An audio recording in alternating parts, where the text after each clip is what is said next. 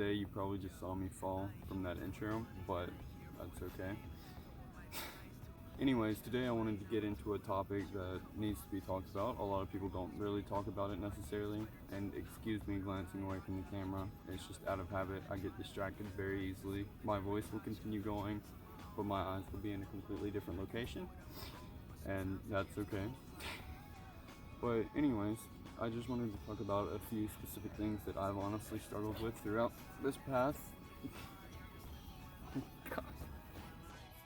Alright, I'm back after that slightly minor inconvenience, and I just wanted to go on with what I was saying before. I've had a few specific issues throughout my journey through G-Tramp and drums and like music in general, and I feel like a lot of people go through the exact same thing because my peers and people I've always been around have also told me the same thing. And basically this video will be dealing with frustration and how to deal with it and how to cope with it. It's an important thing to know, and once you learn it, you never get rid of it. Frustration can cause a whole lot of anger and rage inside of you, and you just get very upset over not being able to accomplish a task that you think is simple, but is actually pretty big. You see other people do it and it's easy for them, but that's because they've already gotten past that mental block and they know what they're doing now. And anyways, we see that, we think, oh, this kid can do it, but I can't do it, so I must be terrible. No, some of these kids train for like 7 hours a day, no matter what they're doing, whether that be drums like me or trampoline like me. I've seen it in both sides. You have to get behind the mental state of it and realize that it's just a thing in your head. It's not something that's going to be permanent. You have to understand that once you do get past these things, it does go away, and it's not going to be that difficult anymore. And what you have to do to accomplish that, you have to actually sit down and work on things every day. Don't work on it to the point where you just literally want to quit forever and be done. That's frustration, as I was saying before.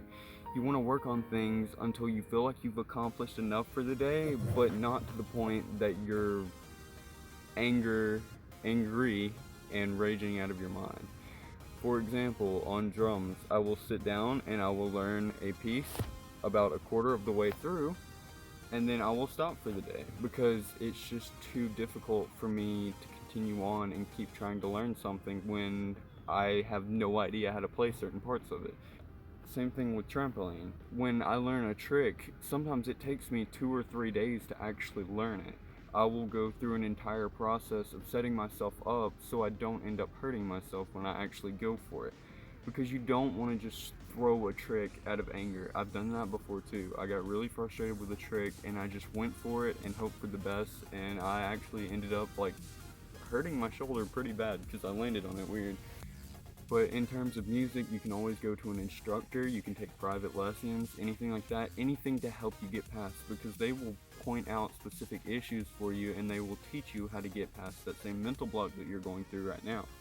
And it's the same idea with G-Tramp. It's best to reach out to someone in the community, like talk to an influencer or something who's already been through and learned that trick.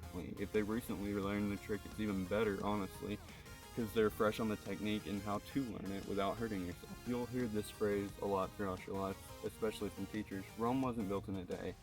When you're learning something new and you're working really hard to get to it, it's going to take a little bit of time. Like I was talking about with lessons and stuff like that, that'll help you get past the mental block, but it's not going to be instant. Another thing I would consider is dedication. Some people want to get things done, but they expect it to be instant and they have no dedication towards it, and they're not actually going to keep working for it day after day after day. And that's where people usually fail.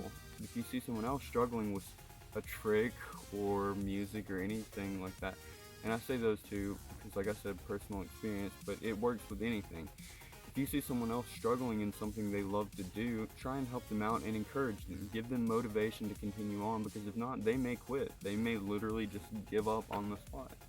I don't like seeing people quit. If someone legitimately enjoys something, I want to see them go far with it, even if they pass me. That's a good thing in my opinion.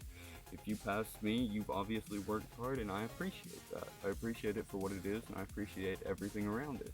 The last thing I really want to touch on is nostalgia, because if you haven't heard before, it holds a huge part in my life and who I am as a person. And there's not much to say here, but I just want to say that nostalgia is not something that you need to let hold you back. It's okay to think back on good times and think about how great they were and remember all the great moments with your friends and family and all of that stuff. But don't let that impact your future in a negative way to the point to where all you think about is how great the past was and how terrible the present is. Always stay positive, think bright. I'll see you in the next one.